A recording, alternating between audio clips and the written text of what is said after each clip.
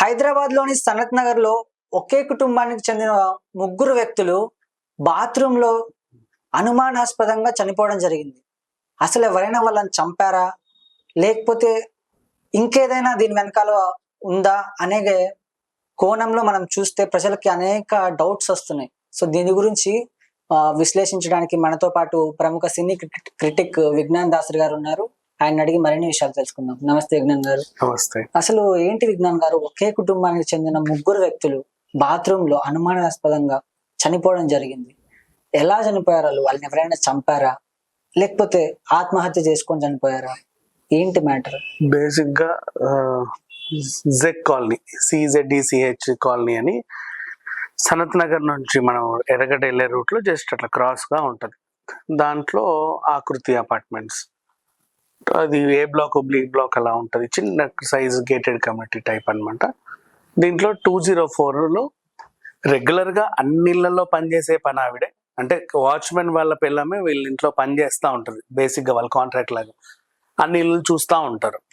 Morning వెళ్ళింది, పని అయిపోయింది, అమ్మగారు అయ్యగారు బాత్రూంలో స్నానం చేస్తున్నారు, ఈవిడ పని చక్కబెట్టింది, పని అయిందమ్మా అంటే వాళ్ళు ఏం ఉలుకులే, సర్లే బాత్రూంలో ఉన్నారు కదా వెళ్ళిపోయారు.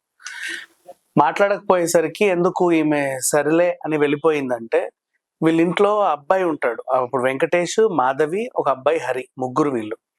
ఆ హరి అనే అబ్బాయికి మతి స్థిమితం సరిగ్గా ఉండదు, అంటే మెంటల్లీ డిజేబుల్డ్ పర్సన్ అనమాట. కొంచెం 30 years ఉంటాయి, అయినప్పటికీ ఇంకా వివాహం అవ్వలేదు, కొంచెం మెంటల్ కండిషన్ సరిగ్గా లేదు.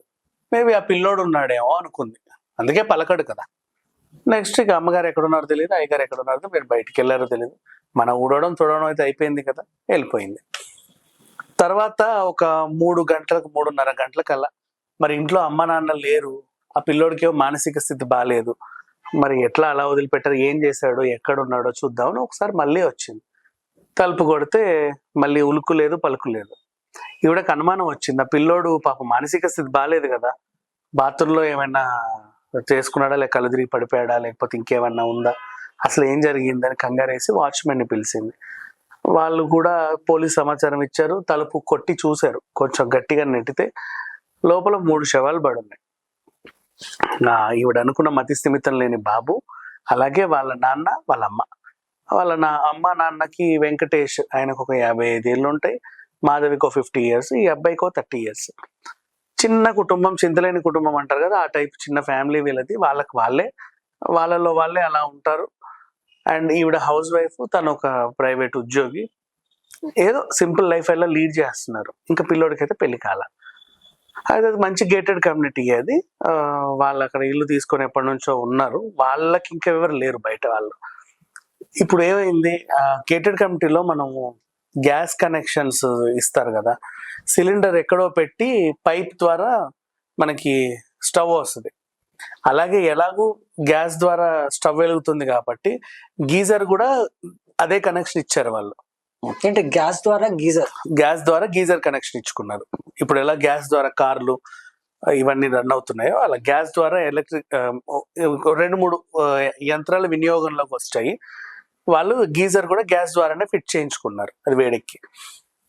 అదేమైంది, ఈ పిల్లోడికి మతి స్థిమితం లేదు కాబట్టి వాళ్ళ తండ్రే స్నానం చేపిస్తారు, లేదా వాళ్ళ అమ్మ స్నానం చేపిస్తుంది. ఈ మధ్యకాలంలో తండ్రే స్నానం చేపిస్తున్నాడు దగ్గరుండి.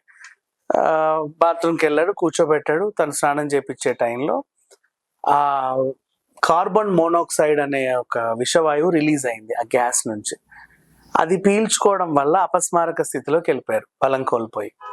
అలాగే పడున్నారు. ఏమైందండి అని ఈవిడొచ్చి చూడ్డానికి వస్తే, ఏంటి ఇంకా రావట్లేదు, సౌండ్ లేదు, ఏం లేదని చూడ్డానికి వచ్చి, వీళ్ళు పడిపోయి ఉంటే కంగారు పడింది. వీళ్ళని లేపే క్రమంలో ఆ డోర్ పడింది. ఆ డోర్ ఏంటంటే ఇలా రౌండ్ తిప్పితే లాక్ అవుతుంది చూడు, మనం జస్ట్ చేయి దాకినా లాక్ అయిపోతుంది, మళ్ళీ రాదు. ఆ టైప్ది లాక్ అయింది. అంటే మళ్ళీ వాళ్ళే లోపల తెరవాలి, వస్తుంది. బయట నుంచి అయితే లాకే.